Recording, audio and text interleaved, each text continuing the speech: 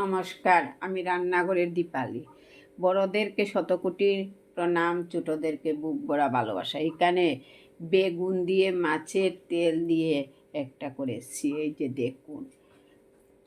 এখানে করেছি দেখুন বাদাম শস্য বাটা দিয়ে চাল কুমড়ার চচ্চড়ি, একদম শুকনা শুকনা করে, একদম ভাতটা চাল কুমড়া দিয়ে অল্প অল্প করে মেখে খেতে হবে। তাই করেছি বন্ধুরা। আজকে আর ডাল রান্না করিনি। এখানে করেছি দেখুন পেঁয়াজ আদা রসুন কাঁচা লঙ্কা বাটা দিয়ে একটা রেসিপি। ওটা হচ্ছে কাতলা, লোকাল কাতলা মাছ।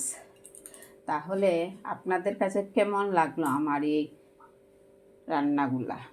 যদি ভালো লেগে থাকে অবশ্যই লাইক কমেন্ট করতে একদম ভুলবেন না। আমার পাশে থাকবেন, আমাকে উৎসাহিত করে যাচ্ছেন, সব সময় পাশে থেকে উৎসাহ দিয়ে যাবেন বন্ধুরা। এই যে দেখুন রেসিপিগুলা করেছে। আজকে বাঙালির প্রিয় খাদ্য ডাল।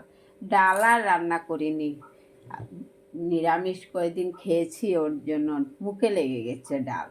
আজকে ভাবলাম শুকনা শুকনা রান্না করব, তাই শুকনা শুকনা রান্না করে দেখালাম।